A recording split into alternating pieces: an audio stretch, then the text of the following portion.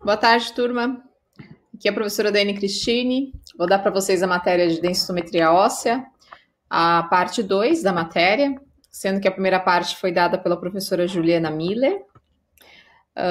Alguns de vocês eu tive o prazer de conhecer pessoalmente. Para os que eu não tive, espero que possam desfrutar da nossa aula EAD. Tipicamente eu vou gravar as aulas nessa ferramenta, que é o Loom, e depois eu devo compartilhar com vocês via Moodle. Né? Coloco no Moodle e aí vocês visualizam, geralmente próximo ao horário da aula, né? Geralmente aí com alguma margem de diferença. Após cada aula, a gente costuma passar algum exercício, ou no caso dessa matéria especificamente, eu vou juntar as aulas dessa semana e da próxima semana, que são conteúdos bem semelhantes, e então montar uma atividade para vocês praticarem. Isso também eu irei avisar pelo Moodle ou pelo SIGA, tá bom? Então, acompanhem as ferramentas de ensino que a instituição tem utilizado. Espero que estejam todos bem, né, e no conforto do seu lar, estudando. A gente sabe que são tempos difíceis, mas é importante a gente não perder, né, manter o foco e não perder esse tempo precioso, né? Bom, a aula de hoje, só ajustar aqui para vocês, né? A gente vai falar sobre densitometria óssea, né? Deixei meu e-mail, né, daiane.cristine@ifsc.edu.br. Surgiu dúvidas, anotem essas dúvidas durante a aula, né? Pega um bloco de notas aí, vai anotando as suas dúvidas, para depois você poder mandar por e-mail, ou quando a gente abrir o fórum de dúvidas, né? Eu vou abrir também o fórum para a aula de hoje, da semana que vem, porque são assuntos próximos, né? Então, abra um fórum, vocês colocam as dúvidas e aí eu vou respondendo todas lá, ok? O bom de compartilhar essas dúvidas é que geralmente, né, a dúvida do teu colega pode ser a tua também, então a gente já responde para todos ao mesmo tempo, tá bom? E essa aula vai ficar salva, você vai poder assistir, pausá-la tranquilamente aí durante os seus estudos. Bom, aula de hoje a gente vai falar sobre a parte de equipamentos, né, e formação da imagem, né? Então, introduzir de fato o conceito de densitometria óssea, tá? A primeira informação que a gente precisa lembrar sobre a densitometria óssea é a definição, né? Então, o que é a densitometria óssea? Então, é um método para o diagnóstico de imagem, né? Então, é um exame radiológico no qual a gente utiliza a radiação ionizante em quantidades bem inferiores aos exames como tomografia ou até mesmo raio-x. E essa radiação ionizante ela vai poder nos dar uma informação em relação à quantidade de massa óssea, ou a quantidade da densidade mineral óssea, tá? Ou seja, apesar de ser um exame por imagem, ele tem um método quantitativo. Então, ele vai nos fornecer uma informação numérica, e a partir dessa informação numérica, o médico vai poder dar um diagnóstico para esse paciente, tá? Essa informação numérica é o valor de densidade mineral óssea, tá? A gente chama de DMO no português, né? Densidade mineral óssea. E esses valores são apresentados por meio de um relatório. Então, cada paciente, após realizar o exame, né? O sistema, né? O computador, o software usado na densitometria, fornece um relatório. Nesse relatório será visualizada a imagem correspondente ao exame que foi feito. Será visualizada uma tabela mostrando a posição do paciente em relação a outros pacientes do mesmo perfil populacional, ou seja, brasileiros comparando com brasileiros, norte-americanos comparados com norte-americanos. E também nesse relatório, além da imagem, além da tabela, aparece também, além do gráfico, aparece também uma tabela que vai informar o valor numérico de cada região que foi analisada, tá? Esse relatório ele já é um laudo, mas obviamente o médico vai avaliá-lo, tá? Aqui são imagens do posicionamento que é realizado. Deixa eu diminuir o tamanho aqui para ficar melhor de ver o slide e acrescentar um laser point. Então, nesse slide eu coloco para vocês uma visão do posicionamento para quem nunca viu densitometria óssea, né, nunca fez, nunca entrou na sala, né? Aqui é uma imagem, uma fotografia que mostra o equipamento, uma paciente sendo posicionada e aqui um profissional das técnicas radiológicas realizando o exame, tá? Então, é essa configuração típica de uma sala de densitometria óssea.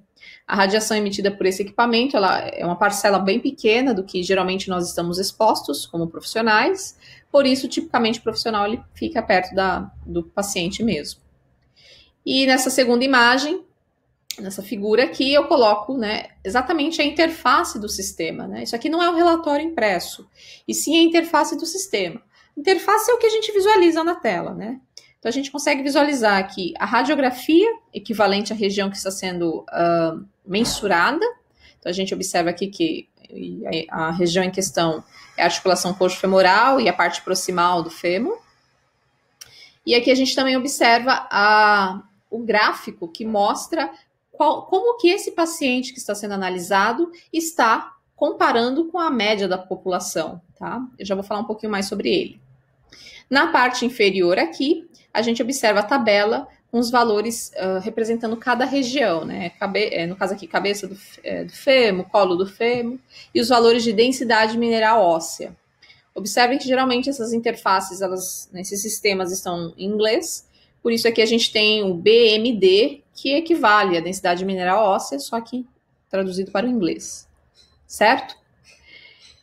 E aqui na parte inferior nós temos as informações referentes ao paciente, altura, idade, hora do exame, enfim, nome completo. Então essa é o sistema de densitometria óssea. A gente vai fazer um exame que nos vai gerar uma imagem, um sistema como esse aqui, um relatório próximo disso aqui, tá? Aqui a gente dando um enfoque pro relatório, para os resultados do exame. Então aqui é uma fotografia de um relatório que foi produzido, tá? Observe que a posição da imagem, do gráfico e da tabela podem variar, tá? Mas é importante que tenha esses 3 elementos. Então, eu preciso ter uma imagem, porque essa imagem vai mostrar, de fato, qual foi a região que foi analisada.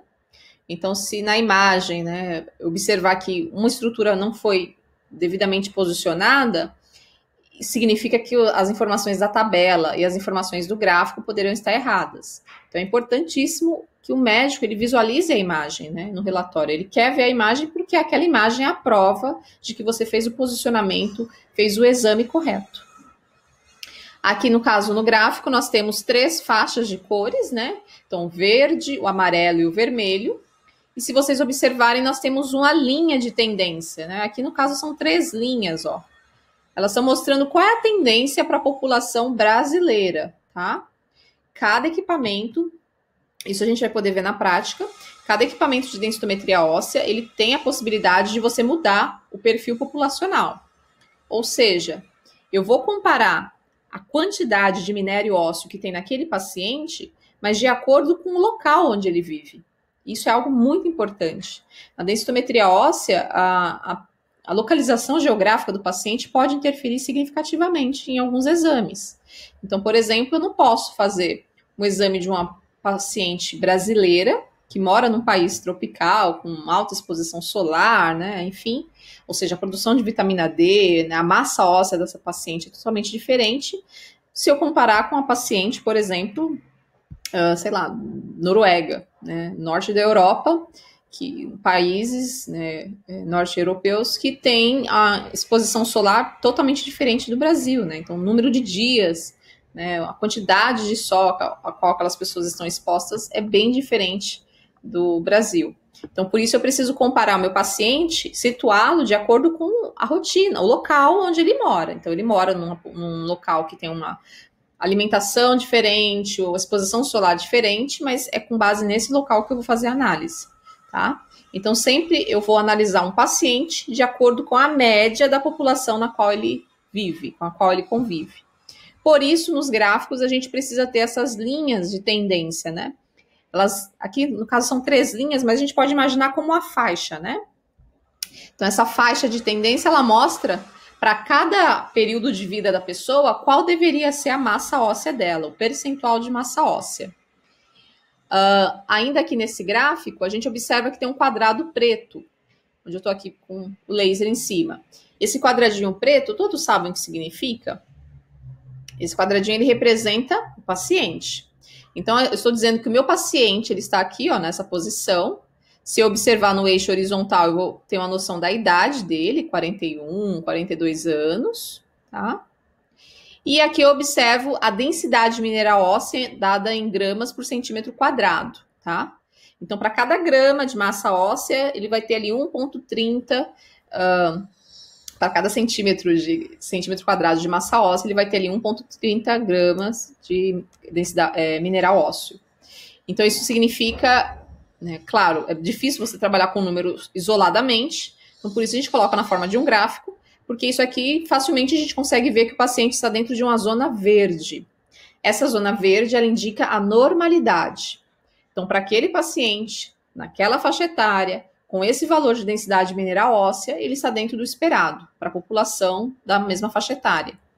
Por isso, esse paciente, você pode observar que ele está bem dentro aí da linha de tendência, ele está acompanhando, tá? Agora, se esse mesmo paciente, né, de 40 anos, ele tivesse aqui, ó, posicionado na região amarela do gráfico, que representa um quadro de osteopenia, ou seja, quando você tem a redução da massa óssea, né, um quadro que pode antecede, né, a osteoporose, isso poderia indicar que esse paciente, para a idade dele, ele está fora do esperado, ele está fora da linha de tendência. Se ele estivesse posicionado aqui, ó, nessa bolinha vermelha. Então, o que isso significa? O gráfico, ele dá uma informação valiosa para o médico e em tempo rápido, né? Ele vai mostrar para o médico se para aquele paciente, se aquele paciente ele está dentro do esperado ou não para a faixa etária dele.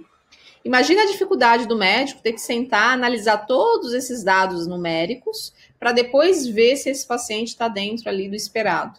Então, o sistema ele já trabalha com gráfico para mostrar isso em tempo real e com a imagem para mostrar que isso foi feito dentro daquela região anatômica esperada.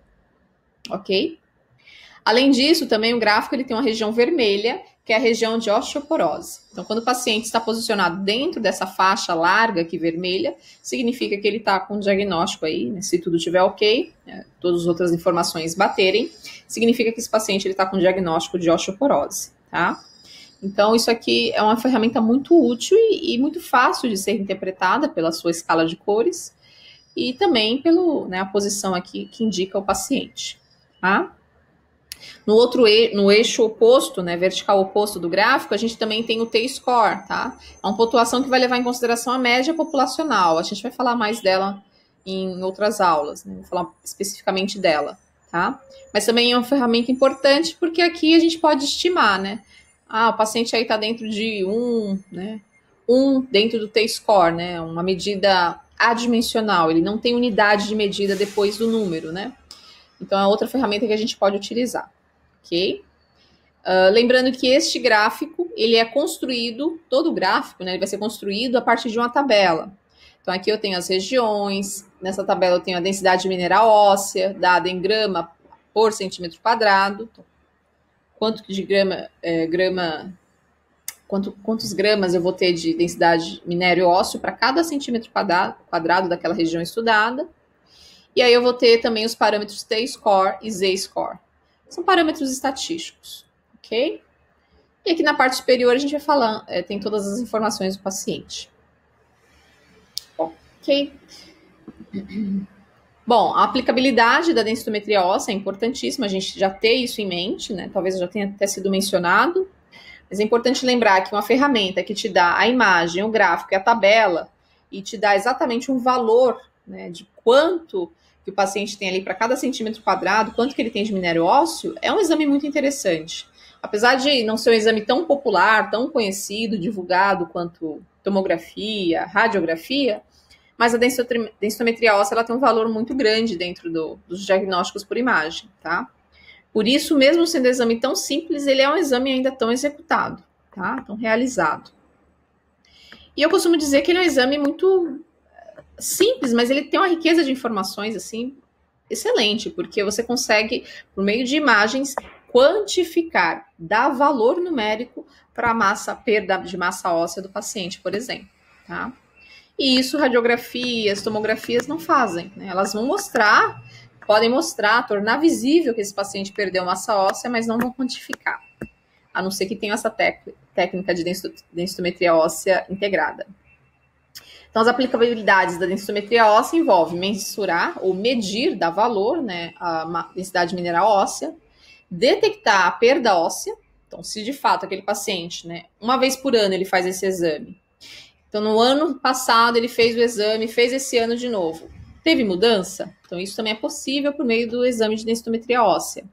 Geralmente, esses pacientes eles irão realizar esses exames, de preferência no mesmo equipamento, porque aí você não tem como falar que talvez o equipamento não estivesse, né, tivesse uma configuração diferente do que ela fez ano passado. Então, a ideia é repetir sempre no mesmo equipamento. E também, esse exame ele permite a probabilidade de fratura. A gente vai ter uma aula sobre isso, né, como que essa probabilidade é estimada. Vou falar sobre isso para vocês. Mas, basicamente, entender que a densitometria óssea ele é um programa estatístico que usa estatística e, claro, né, quantifica, enfim, outras ferramentas, mas para determinar, né, qual é a projeção para aquele paciente. Se ele continuar perdendo massa óssea, né, nesse ritmo, qual a probabilidade, qual é a possibilidade, em termos de valores reais, né, um percentual, desse paciente ter uma fratura óssea? Então, isso o programa também fornece, é uma ferramenta muito importante e muitos geriatras usam para fazer acompanhamento mesmo, né? Outra aplicabilidade, talvez a principal, é o diagnóstico de osteoporose e osteopenia, né? Então, é muito comum todo mundo pensar em densitometria óssea e falar, é o exame que serve para diagnóstico de osteoporose. Sim, está certo, mas existem outras patologias que podem também ser diagnosticadas por meio dele. E também, uma outra aplicação é avaliar a resposta à terapia para combate à osteoporose. Então, o paciente já teve um diagnóstico de osteoporose e agora a gente quer fazer uma terapia, né, passar uma medicação e acompanhar a evolução. Será que esse paciente está voltando a ganhar massa óssea ou ele reduziu a perda dessa massa óssea? Então, isso a gente também consegue avaliar por meio desse exame. Aqui eu coloco a imagem que mostra também a possibilidade de realização de densitometria óssea do corpo inteiro, né? Isso aí já existem máquinas, equipamentos que fazem isso. E esse monte de linhas aqui determina as regiões de interesse, as regiões que a gente quer analisar. Lembra muito lá a tomografia. Bom, além disso, é importante lembrar que a densitometria óssea ela tem uma série de ferramentas para a gente ajustar a realidade do paciente. Então, tem paciente, por exemplo, como essa imagem, que tem um implante no quadril. Esse implante ele é metálico, ele tem uma alta densidade comparado com, né, o meio no qual ele está, o osso. Então, obviamente, se eu fizer uma densitometria óssea e tirar a média da densidade mineral óssea dessa região, com certeza a média vai ser bem elevada, porque eu tenho um metal ali que absorve bastante radiação, atenua bastante a radiação. Então, eu preciso de uma ferramenta para identificar, para dizer para o meu programa que essa região onde tem o metal, eu não quero ler. Então, isso também é possível, tá? Aqui no caso, a gente faz essa marcação em azul, depois eu mostro também a ferramenta para vocês no programa. Permite também estudo não só da região do quadril, coluna, lombar, mas também, por exemplo, a região de antebraço, tá? Então, aqui a gente observa essa região sendo estudada, a radiúna, né? E também essas divisórias, essas linhas divisórias que determinam a região que vai ser lida, que é o ROI, região de interesse. As indicações, homens, mulheres e crianças podem fazer o exame, tá? Não há contraindicação, mas há casos específicos, tá? Então, basicamente, nas mulheres, a densitometria óssea vai ser indicada quando elas estão próximas ao período da pré-menopausa, né? Então, elas vão entrar ali na região, no período de menopausa. Já é interessante começar a acompanhar, porque tipicamente durante a menopausa ocorrerá, né, a redução significativa aí, claro, com diferentes proporções para cada paciente, mas ocorrerá a perda de massa óssea. Então, já é interessante o médico começar a acompanhar essa perda, tá? Também, se o paciente vai fazer algum tratamento hormonal, né, é interessante que também seja analisado, acompanhado. Alguns medicamentos também reduzem, né, o percentual de massa óssea, então, para todos esses podem ser indicados. Em crianças também, quando é necessário acompanhamento de desenvolvimento do tecido ósseo. Então, observar se esse tecido ósseo dessa criança está sendo, né, afetado por alguma doença osteometabólica. E se essa doença, né, o que vai ser analisado na densitometria, se essa doença tem causado impacto na densidade do osso. Também sempre estimando de acordo com a faixa etária do paciente em questão, de acordo com a população em questão também. Por isso tem o T e o Z-score, tá? Só mencionando que é um exame bem simples, geralmente não tem um preparo, só tem algumas indicações, tá? Então, se o paciente ele faz uso de um medicamento que, né, aumenta a concentração de cálcio, por exemplo, é importante que esse medicamento não seja ingerido nas últimas 24 horas, tá? Porque se o paciente consumir, ingerir esse equipamento, esse comprimido, esse medicamento, não equipamento, isso possivelmente vai alterar, né, dependendo da região, vai alterar a leitura na densimetria óssea. Há estudos que mostram isso, né? Consumo aí. Também no caso de suspeita de gravidez, é interessante que, né, seja informado ao médico esse estado, para que o médico, então, avalie até que ponto é necessário, tá? O paciente não deve passar por exames de medicina nuclear e também exames que usam meios de contraste, tá? Medicina nuclear por conta do radiofármaco utilizado, que é administrado nesse paciente, né? Então, dependendo do material, do radionuclídeo utilizado, vai ter um percentual, uma densidade maior, isso pode interferir. E também o exame meio contrastado, usando bário e iodo, também tem alta densidade, também vai interferir no exame. Interferir como? Vai aumentar a densidade da região que está sendo lida. E aí pode dar um falso negativo, dizer que o paciente está bem, que o paciente tem uma densidade mineral óssea boa, quando na verdade aquilo ali era por conta daquela região ter vestígios de radioisótopo ou radiofármaco, ou meio de contraste. Então, geralmente aí 5 dias, né? Claro que dependendo do local, ele vai ter um protocolo. Aqui a gente só faz a densitometria óssea se o paciente tiver feito a cintilografia, né, a medicina nuclear, até 24 horas. Enfim, isso aí, né, a realidade de cada serviço vai poder dizer de forma mais prática. Claro que você deve sempre atender o protocolo do serviço ao qual você trabalha. Mas é importante lembrar que, às vezes, quando não se tem um protocolo, a gente segue o que está na literatura. Bom, eu costumo dizer para meus alunos, nessa parte da aula, que é muito assim, todo mundo fala muito assim, quando fala em radiologia, a gente pensa em todas as grandes áreas da radiologia. Radioterapia, medicina nuclear, ressonância magnética, todas são grandes áreas bem específicas, né, com bastante conteúdo denso. Mas tantas modalidades em radiodiagnóstico e até terapia avançadas, por que a gente ainda precisa usar a densitometria óssea, que é um método tão simples? Então, como eu já mencionei, ela é um método simples, mas ela fornece uma informação muito importante, que é ela quantifica a densidade mineral óssea, a massa óssea. E essa informação é muito relevante, né? Outros métodos vão ser qualitativos, dizer se está bom ou se está ruim, mas não quantificar, né? Então, é tão importante a densitometria óssea, e talvez a gente não tenha essa percepção ainda no nosso país ou na nossa rotina, da área de saúde, que existe, né, a Sociedade Internacional para a Densitometria Clínica, e também existe uma série de estudos realizados pela própria Organização da Saúde, Mundial da Saúde. Então eu coloco aqui aqui só uma, né, mostrando sobre a organização Sociedade Internacional para a Densitometria Clínica. Vocês podem acessar, tem relatório, aqui tá, né, de 2015, mas tem reportes de várias, né, bem mais atualizados. Então, eles vêm mostrando como que tem evoluído essa questão, né, como que a população mundial, que está envelhecendo cada vez mais, né, tem lidado com essa questão. Então, a tendência, o Brasil ainda é um país jovem, mas a gente sabe que a expectativa de vida aumenta, né? Então, conforme a expectativa de vida vai aumentando, naturalmente se torna mais necessário exames como densitometria óssea, né, que tem a maior aplicação em idosos. Então, é natural que daqui para frente a gente fale bem mais de densitometria óssea.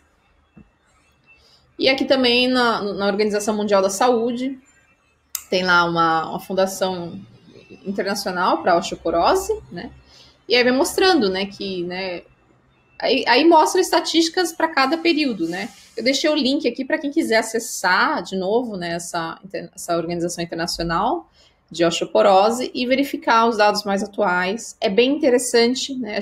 Daqui a pouco eu acesso para vocês, só para vocês terem uma noção. Mas ele é bem interessante porque ele mostra por região, por país, e isso é algo muito relevante.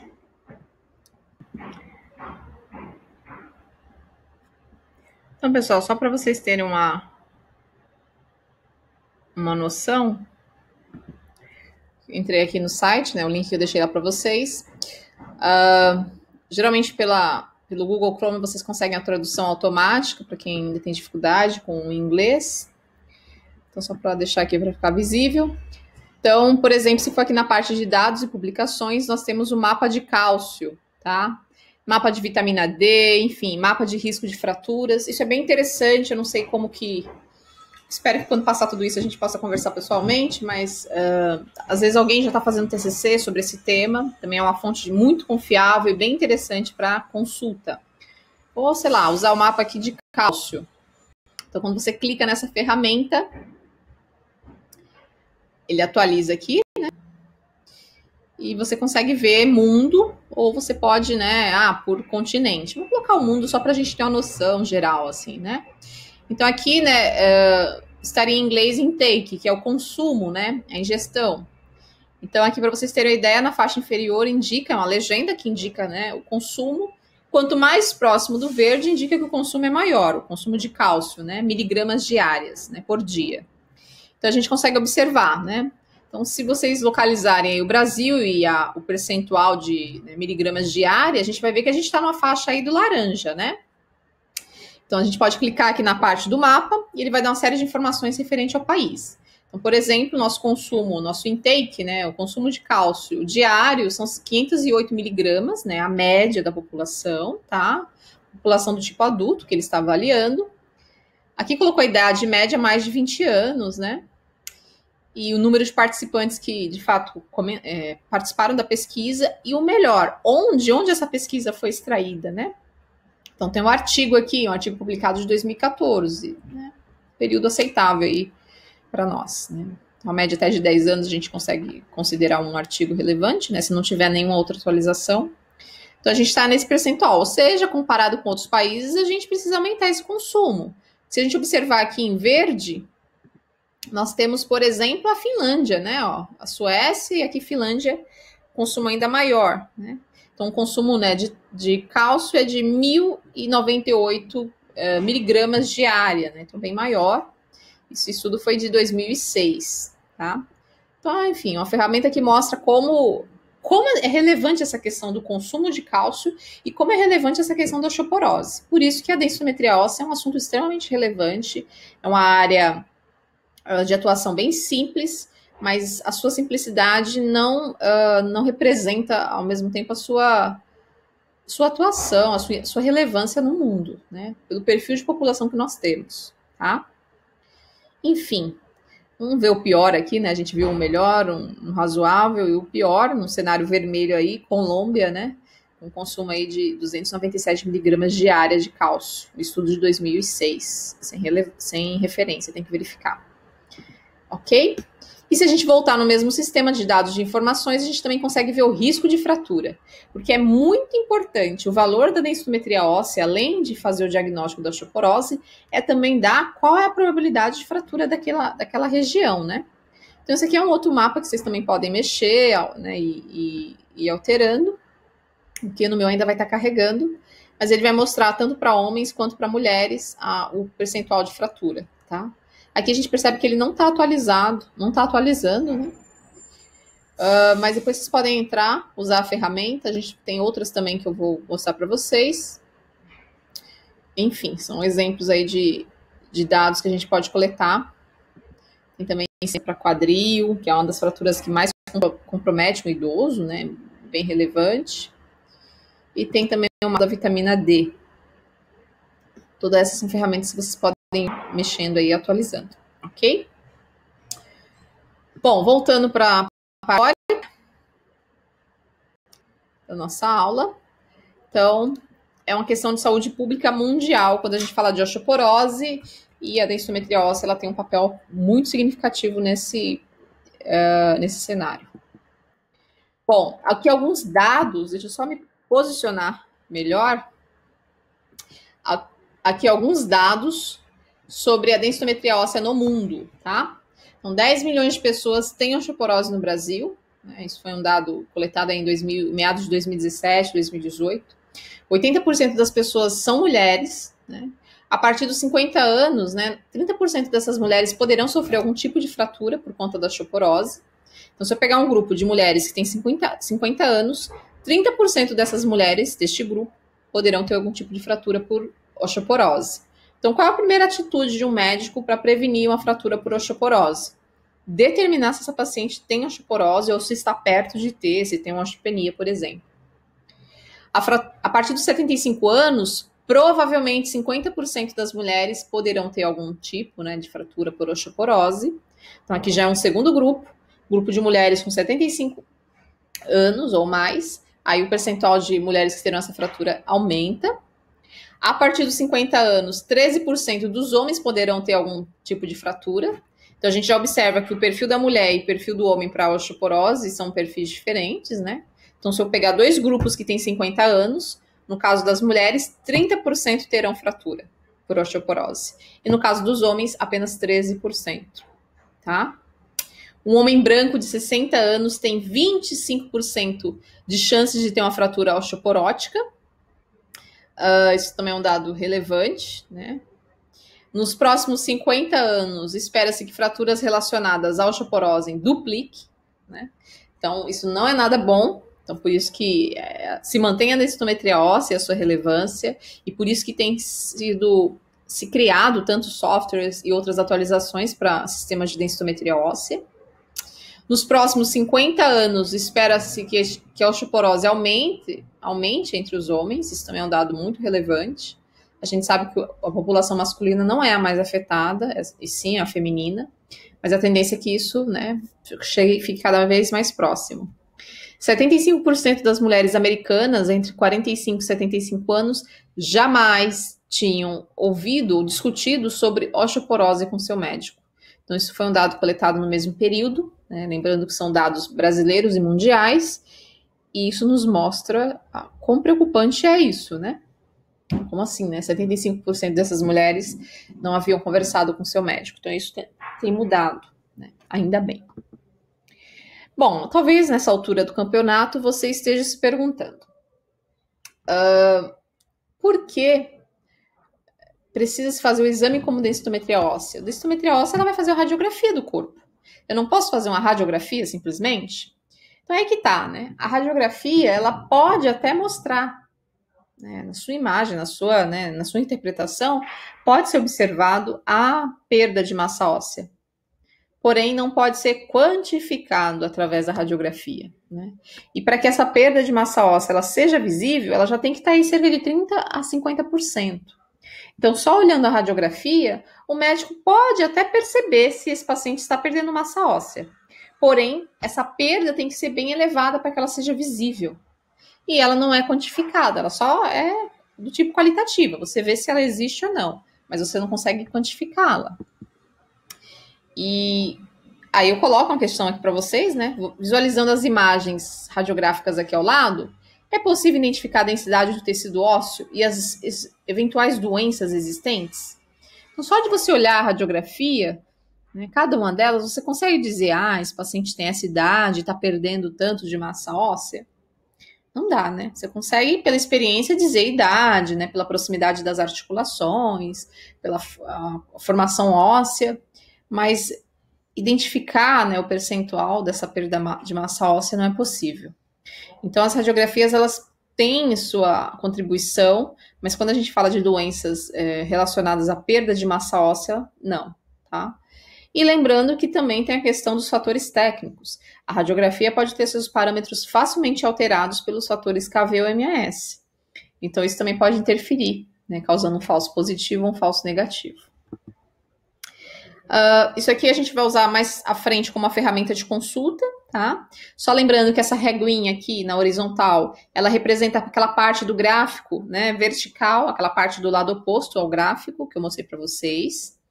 Então, quando está na faixa vermelha, a gente considera aí, né, de menos 4 a menos 2,5. E de menos 2,5, bem ali no limiar, até menos 1, a gente considera um paciente que está com a gente chama de uma coloração amarela, representando a osteopenia. E de menos 1 aí subindo, a gente considera que esse paciente está dentro da normalidade, atribuindo a ele uma cor verde. Então, são valores numéricos que são interpretados na forma de cor, né, uma escala de cores, para facilitar, né, a visualização no gráfico, tá? O objetivo aqui não é gravar valores, e sim entender o significado deles, tá? Bom, então a gente já sabe que a densitometria óssea ela é importante. Deixa eu tirar meu rosto daqui. Ela é importante, ela tem a sua aplicação aí no mundo, mas como que ela surgiu, né? Então a história da densitometria óssea a gente começa falando aí de John Cameron, né?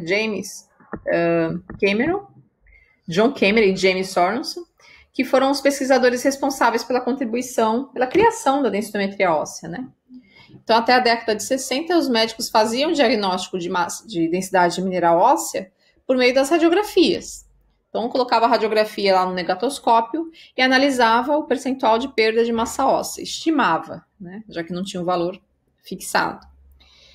Já, né, na década de 60 ainda, só que nos anos de 63, 64, aí o equipamento passou a ser desenvolvido por dois pesquisadores, né, John Cameron e James Sorensen, e esses pesquisadores começaram a mostrar a aplicação, as possíveis aplicações da densitometria óssea. No ano seguinte, né, um ano após aí a sua criação, né, a conclusão do equipamento, a DO, que é como chamamos a densitometria óssea, ela começou a ser utilizada numa área que a gente conhece como medicina nuclear. Então, né, a primeira coisa aí da DO importante a gente lembrar é que a criação dela está relacionada à medicina nuclear, tá? E por que isso, né? Porque os primeiros equipamentos de densitometria óssea utilizavam fontes radioativas, tá? Então, o primeiro equipamento usado dentro da medicina nuclear, né, mas ainda na área de densidade mineral óssea, de DO, né, era o equipamento, a gente chama de SPA, né, no português aí, né, que é o equipamento que ele emite um único fóton, né, single photon, né. Então, ele usava uma fonte de I-125, isso aqui é a abreviação de iodo 125. Então, aqui tá cortando por conta da imagem, né? Não, tá aqui. O iodo 125, ele é um emissor gama, né? Claro, ele emite outros fótons, né?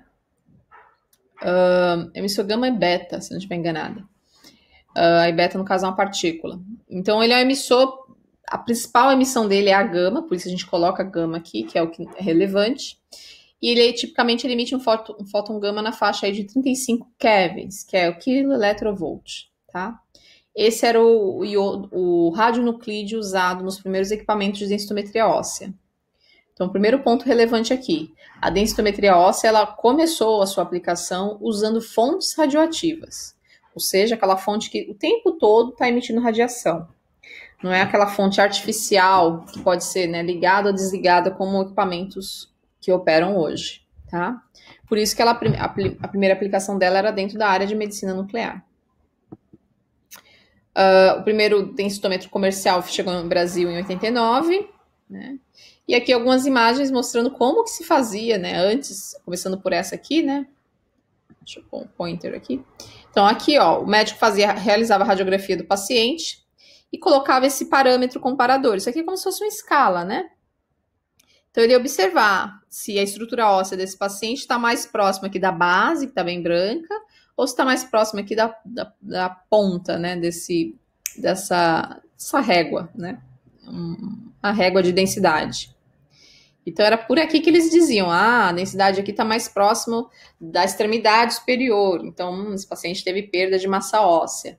Então, era muito intuitivo. E, ao mesmo tempo, a gente chama de operador dependente, né? Dependia do médico que estava fazendo a avaliação ali. Já mostrando os primeiros equipamentos, né? Aqui já coloca na década de 50, porque era o protótipo, né? Estavam se criando modelos, né? Para então se conceber o primeiro equipamento comercial, tá? E aqui imagens radiográficas não geradas por esse equipamento, mas só para vocês terem uma ideia de como é difícil quantificar, né, especificar o valor, a perda de massa óssea. Bom, então já que a gente sabe que existem diferentes tipos de equipamento, né, a gente precisa entender como eles são divididos, tá? Então a gente divide por categorias. Qual é o critério para fazer essa divisão? Primeiro, e o mais importante, se esse equipamento ele usa fóton, né, quando eu falo fóton aqui, nesse caso, nesse cenário, eu me refiro a raios gama, Se ele usa a emissão de fótons, né, tem esse P de fótons em inglês, significa que ele é um emissor de raio gama. E se ele é um emissor de raio gama, significa que ele tem uma fonte radioativa, tá? Ou eu posso dividir em outra categoria, que são os equipamentos que emitem raio-x, que também é um fóton, mas aí a gente usa a letra X para referenciar essa emissão. Então, é essa a primeira diferença que a gente precisa entender referente a equipamentos de densitometria. Ou o equipamento vai ter um P de fóton em inglês, representa equipamentos que têm fontes radioativas, emissoras gama, ou o equipamento na sua sigla vai ter um X, que representa raio-x, representa um equipamento que ele é, né, controle automático não, um controle artificial, eu consigo ligar e uma fonte artificial daquela que eu consigo ligar e desligar, que representa um aspecto de segurança muito importante, tá? Então, como eu mencionei para vocês no slide anterior, os equipamentos de densitometria óssea, os primeiros, usavam emissões gama. Então, eles vão ter, por exemplo, a sigla P, tá? Então, o que é esse SPA, né? Então, o A é uma palavra que para o português a gente não tem uma tradução adequada, a gente usa densitometria mesmo. Mas, basicamente, né, o SPA significa, né, densitometria de fóton, o P, né, único. Então, essa SPA, né, significa um equipamento que emite um único fóton, né, para fazer a densitometria. Então, esse equipamento é um equipamento que tem apenas um feixe de energia. Ele tinha dificuldades porque ele não tinha capacidade, ele não tinha sensibilidade para distinguir ou mostrar o contorno de partes moles. Ele só mostrava a parte óssea, tá? Tinha medida, né, da massa óssea, mas apenas de uma região anatômica, porque era um equipamento pequeno, então não dava para colocar, por exemplo, o paciente deitado no equipamento para analisar o fêmur. Então só se analisava, por exemplo, o antebraço. Usava uma fonte radioativa, como eu mencionei para vocês, de iodo 125. Aqui eu coloco a faixa de energia que era utilizada, tá? 27 kevs nesse equipamento, mas tem outras energias. Ou, às vezes, a gente, né, era utilizado ameriço 241, que é 241, né? Que é um outro radionuclídeo também emissor gama. Mas aí ele tem uma energia um pouco maior, tá? O ameriço já vai estar na faixa dos 60 kevs e o iodo na faixa dos 27. Então, aqui um exemplo desse equipamento, tá? Aqui está, né, o modelo, né? Aqui single photon, ou seja, né, fóton único. Esse absormetria, né, seria a tradução mais equivalente em português, mas a gente não usa muito. Então, esse SPA é a densitometria de fóton único. Então, era um equipamento que emitia um feixe de energia, tá?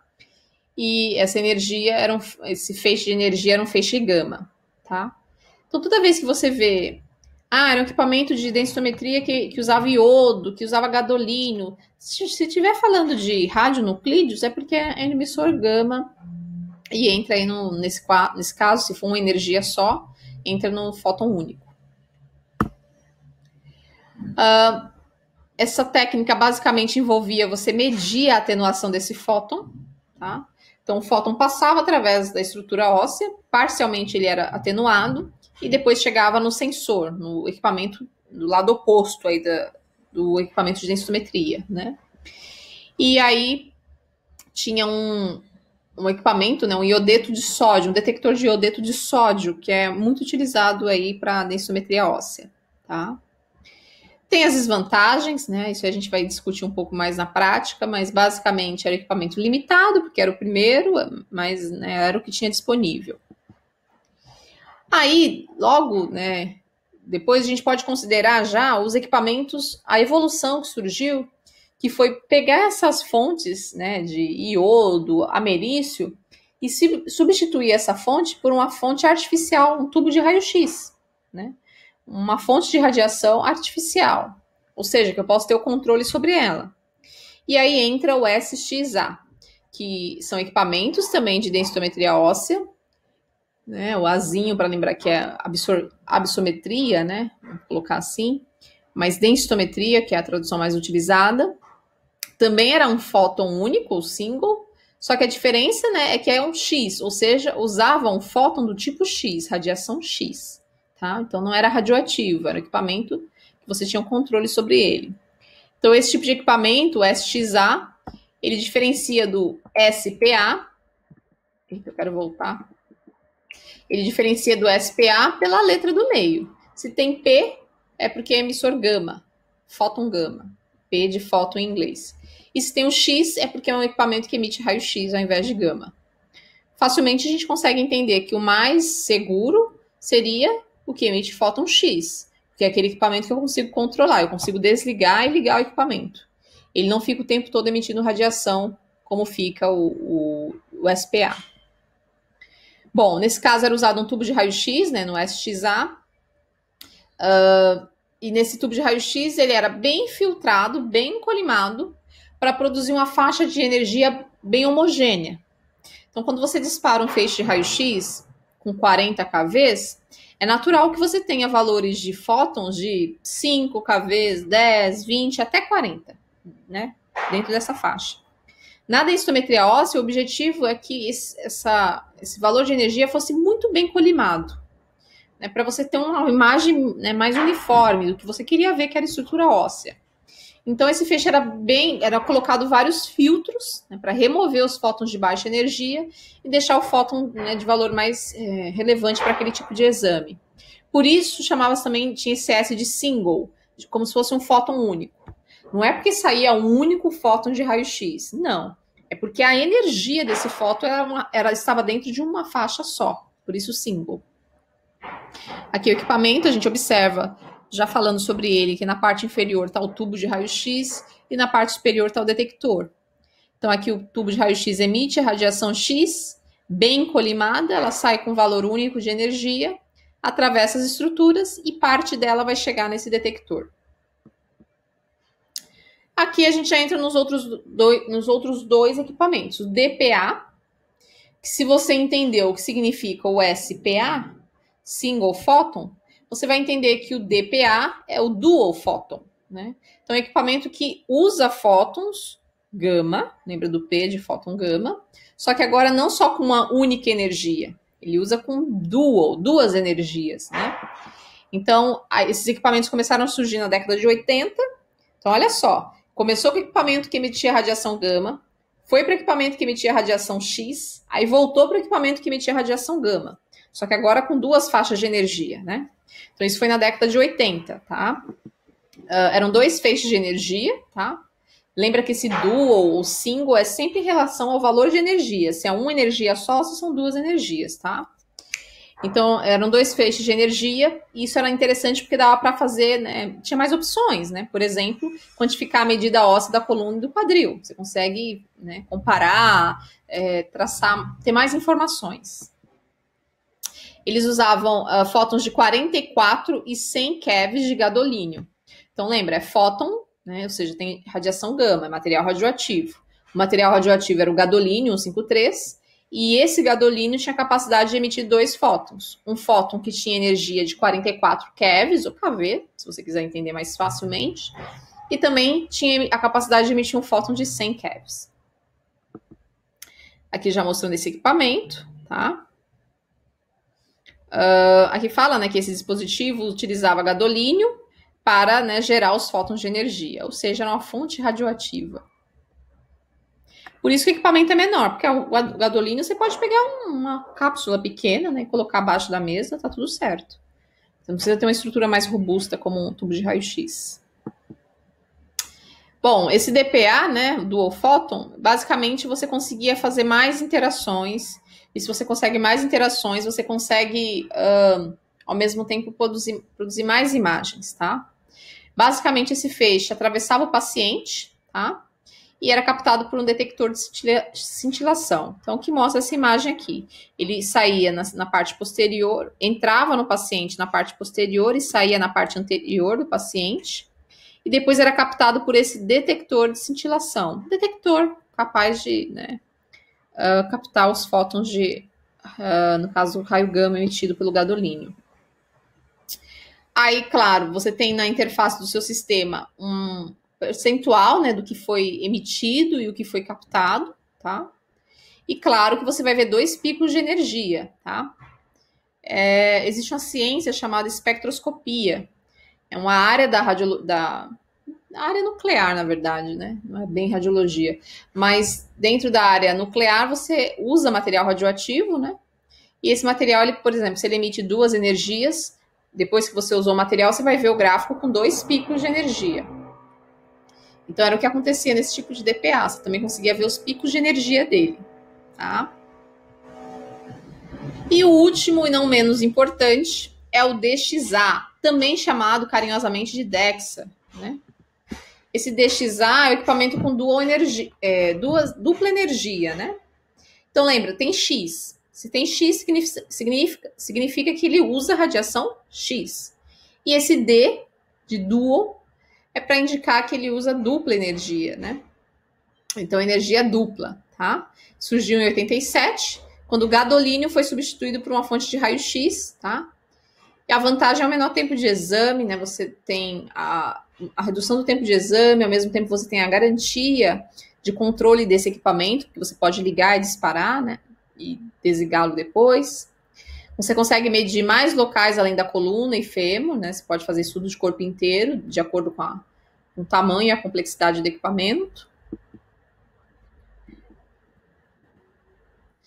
E nessa mesma época surgiu, né, uma tentativa de fazer a densitometria óssea ser utilizada também dentro da tomografia. Então, dentro da tomografia, também conseguir medir a quantidade de massa óssea, tá? Isso é que a gente chama de tomografia. Aqui tá bem eu não fiz a tradução completa, né? Mas aqui é basicamente a tomografia computadorizada quantitativa. No inglês fica QCT.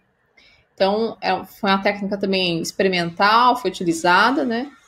Mas ela ainda não vale a pena, né? Porque ela é cara e se a gente pensar naquele princípio de produção radiológica de otimização, eu já tenho uma técnica barata e que emite menos radiação e que é capaz de quantificar a massa óssea. Por que eu vou usar uma técnica mais complexa, né? Então, ela surgiu por conta da utilização de duas faixas de energia no DEXA, no DXA, né? Mas ela hoje em dia não pegou, não deu certo. Bom, como eu já mencionei, esse tipo de equipamento são os equipamentos mais modernos, é o que a gente tem hoje, tá?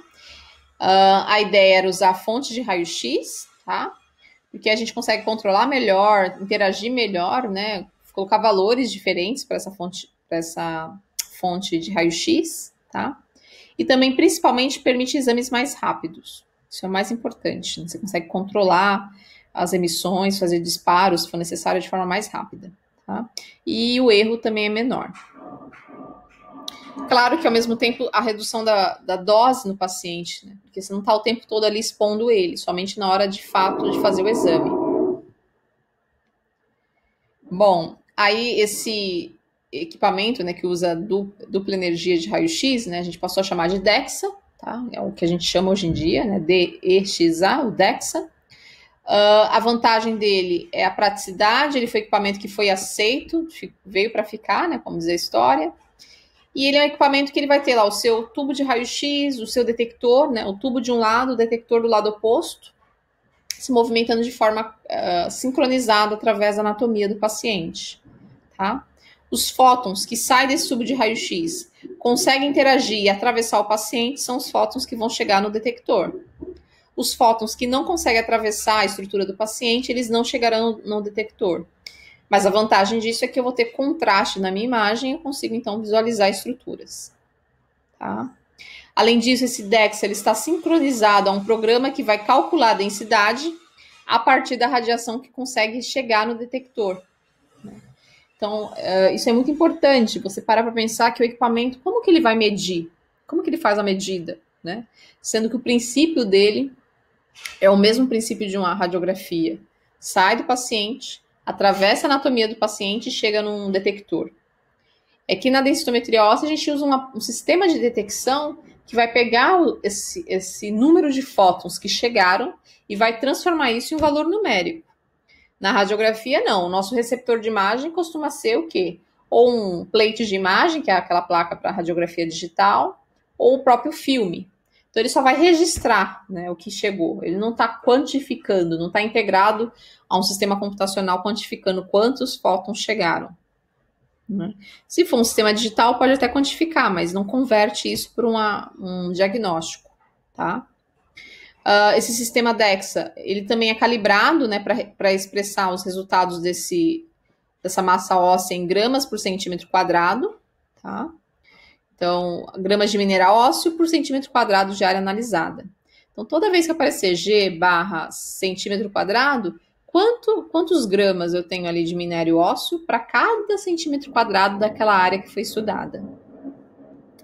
Esses dados, então... Esses dados... Peraí que eu quero voltar. Esses dados são utilizados na construção da imagem. Então, a gente vai pegar um sistema computacional e fazer toda a conversão disso, né? Talvez você já tenha ouvido falar da transformata de Fourier, por exemplo, que é um modelo matemático usado para produzir imagens de tomografia, ressonância. Então, a gente também tem modelos matemáticos para converter essas informações captadas pelo detector em um gráfico na densitometria óssea. Isso é uma área que a gente chama de engenharia clínica, né? Trabalha com os equipamentos e o funcionamento dos sistemas computacionais relacionados, tá? Bom, o principal que tem que ser fixado aqui é que o DEXA é o equipamento mais atual, é um sistema que usa fótons de raio-x, né, de dupla energia, ou mais energias até. É o que a gente utiliza hoje, de fato, na densitometria óssea. Os outros equipamentos deixaram de ser utilizados porque usavam fontes de radiação gama, fonte radioativa. O SXA não usa fonte radioativa, mas também deixou de ser usado porque, né, já tem um DEXA para substituí-lo. Esse DEXA, ele é um equipamento que vai ter um tubo de raio-x e um detector do lado oposto, e durante o exame do paciente vai ser emitida a radiação X e detectada do outro lado. O sistema computacional vai quantificar todos esses fótons que conseguiram chegar e transformar isso em um valor de densidade mineral óssea, que vai ser dado em gramas por centímetro quadrado. E aí depois isso vai ser comparado com a população do país, né, população brasileira, para dizer se esse paciente está dentro da possibilidade de ter ou não, por exemplo, uma osteopenia, uma osteoporose. Certo? Dentro do sistema DEXA ou DXA, eu sempre coloco os dois porque, né, pode se encontrar os dois nomes, né? A gente vai ter aí a fonte radioativa, como eu mencionei para vocês, atravessando a anatomia do paciente e chegando no sistema de detectores. Tá? Aqui um outro modelo, tá? Então aqui o tubo, o paciente, chegando aqui no caso um cintilador, por exemplo, né? Um detector. E aqui o braço do equipamento, tá? Então lembrar que o tubo de raio-x vai estar abaixo da mesa e acima da mesa está o detector. Dentro desse DEXA, né, desse sistema que usa fonte de raio-x, nós vamos ter 3 modelos principais, né, sendo que, né, a gente sempre vai ter aquele que é mais utilizado. Esses 3 modelos são Penson Beam, Fan Beam e Flash Beam. Flash Beam. Beam significa feixe, tá? Basicamente é um feixe mais estreito, um feixe mais largo e depois um feixe mais dinâmico, tá? Então, para vocês terem aqui, ó, já mencionando o equipamento em si, né? A fonte de raio-x, né? X-ray. Aí nós temos a mesa de exame. Na parte superior nós temos detectores, né? Aqui no caso, dando exemplo de um arranjo Fan Beam, né? Então tem vários detectores. E mostrando que é o equipamento que a gente mais utiliza. Então, daquelas 3 formas, né? Penson Beam, Fan Beam e Flash Beam, a gente usa mais o Fan Beam, que é um tubo de raio-x integrado com um sistema com vários detectores, tá?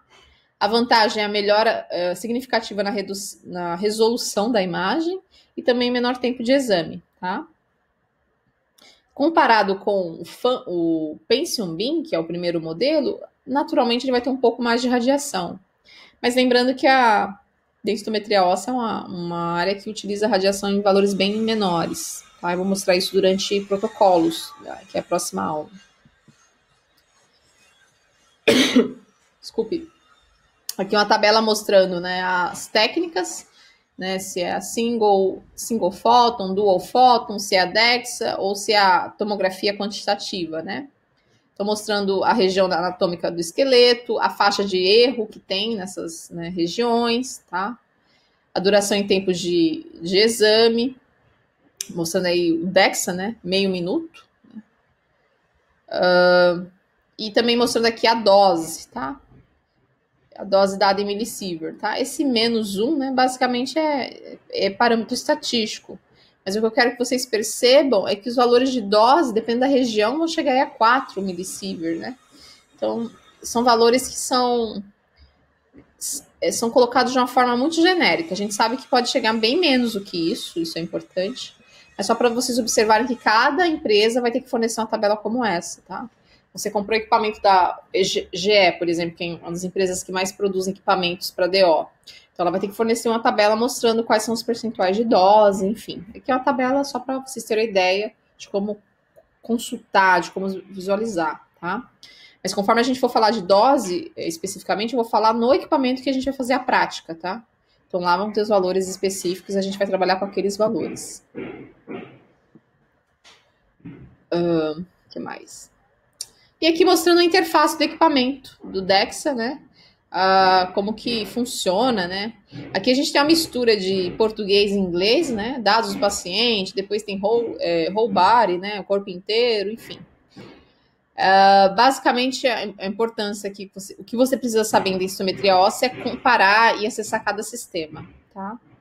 A gente vai fazer isso também. Eu vou colocar... Eu já fiz prints do equipamento que a gente tem na sala, na prática, né? Vamos ver como vai ficar as próximas aulas aí com essa questão da quarentena. Mas a ideia é que vocês visualizem isso no equipamento, né? O valor é melhor. E aqui só para vocês terem a ideia de como que é o tubo de raio-x, né? Um DEXA, que é o equipamento que a gente utiliza. A faixa de tensão aí de 76 kV, né? São dados do fabricante. Trabalha aí com 1,5 MA e o detector é iodeto de sódio. É aqui mostrando, né, a posição desse equipamento em relação ao detector, a mesa de exame, né? Como que o paciente costuma ser posicionado, aqui, por exemplo, para um estudo da coluna. Aqui o monitor, para que o profissional, né, ele possa visualizar o exame em tempo real e verificar se a anatomia está saindo de acordo. A gente vai ver isso também na próxima aula, que é sobre protocolos. Então, é um sistema bem simples, né? A ideia é você conhecer o equipamento com o qual você está trabalhando, né? Saber se ele é um DEXA, por exemplo. Lembrar que a maioria desses equipamentos vão estar na categoria FAMBIM, que são equipamentos que têm um tubo e vários detectores, né? Todos alinhados. Vou falar um pouco mais também dos outros modelos de equipamentos, né? O Pencil e o Flash Beam, mas o FAMBIM é o mais utilizado. E lembrar que esse equipamento ele vai operar com características como, por exemplo, 76 kV. Por isso que a dose dele é bem acessível, porque os valores de quilovoltagem e também miliamperagem são baixos. Né? Aqui um outro modelo, tá? Aqui, por exemplo, no fabricante, né, ele já coloca como dose de corpo inteiro 0,005 milisievert, né? Então, isso aqui a gente tem que levar em consideração o tempo de exame, tá? A gente vai aprender a visualizar isso em relação ao tempo de exame. Aqui a dimensão da sala de exame, tá? Então, como que tem que ter no mínimo aí, né? A gente coloca aí 3 metros por 2,4. Então, salas pequenas já são suficientes para se trabalhar em densitometria óssea. E aqui alguns botões da interface, né? Então, é uma foto dessa região aqui do braço, né? Do braço em C. Então, a gente consegue ver aqui as luzes indicadoras, né? Se o equipamento está funcionando, ligado, se o equipamento está disparando o feixe de raio-x, se está colimando, se tem algum sinal de alerta, né? E aqui os botões para você alternar a posição da mesa, né? Fazer ela entrar, sair, né? A gente usa bastante, por exemplo, na hora de posicionar e no controle de qualidade. E também o botão de parada de emergência. Aqui uma foto de uma sala de exame mesmo, né? Já mostrando aqui o detector na parte superior, a fonte de radiação abaixo da mesa, né? E aqui, no caso, os controles da mesa. Ao lado da mesa, você consegue operar, ao invés de estar na parte superior, aqui como estava no outro equipamento, né? Aqui esses controles estão na parte lateral da mesa. E o sistema de monitor, né? Esse aqui é o equipamento do tipo Discovery. É um modelo de equipamento. Esse aqui é da Hologic. São duas principais empresas, né? GE e a Hologic, né? A Hologic. O Lunar, por exemplo, é o equipamento da Hologic. Discovery. Acho que eu vou depois mostrar para vocês um modelo dos dois modelos de equipamentos mais utilizados. Acho que é legal a gente comparar, porque são bem semelhantes, né? Bom, para finalizar, só falando sobre aqueles 3 tipos do DEXA que eu mencionei, né?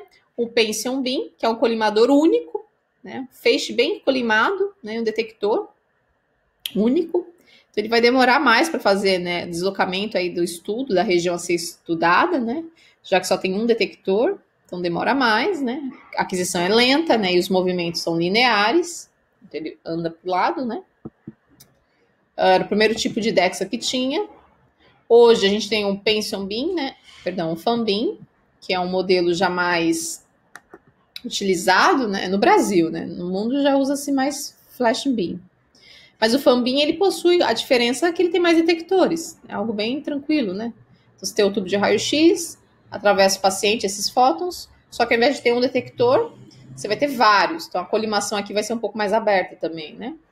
Por isso a aquisição da imagem é mais rápida, né? Porque ao invés de ser um feixe no formato de um lápis, como na tomografia, né, no início, ele já tem um formato de leque e ele vai ter vários detectores para captar esse feixe, tá?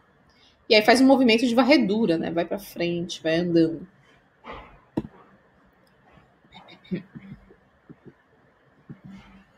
E o flashing beam, que é um detector, né, mais avançado, porque a ideia vai ser um detector que já capta todo aquele leque, todo aquele feixe aberto, né? Então, detector 2D, ele é digital, né? E ele tem esse formato mais de, né, piramidal. Ele é, né, um detector quadrado, mas ele vai captar todo aquele feixe na forma piramidal, como mostra a imagem aqui, ó. Então, né, a aquisição vai levar 1,5 segundos, né? 1,5 segundo aí. Então, é muito mais rápido porque o detector está mais largo, está integrado com aquela anatomia, é digital, então vai conseguir trabalhar bem a resolução da imagem. É equipamento que já é bem usado em países europeus, por exemplo, né? No Brasil, a gente ainda tem uma certa resistência aí. Mas, na verdade, resistência financeira, não chegou ainda dentro do poder aquisitivo aí. Mas isso está mudando.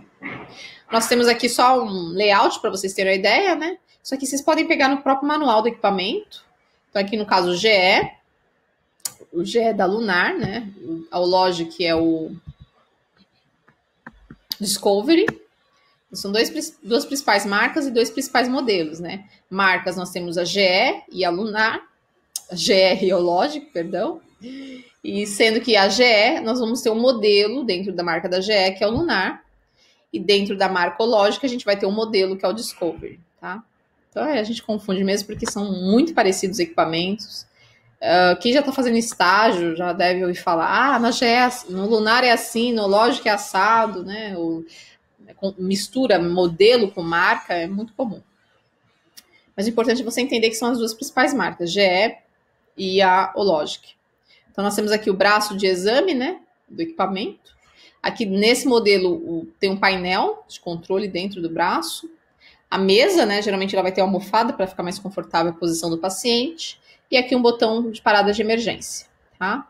Aqui os símbolos desses botões e o que cada um significa e a cor que vai indicar, tá? Então, só para vocês terem ideia, né? Então, aqui indica que há energia sendo direcionada para a mesa, ou seja, o equipamento está operando. Aqui representa que o tubo de raio-x está emitindo radiação, aí vai ficar acesa esse botão.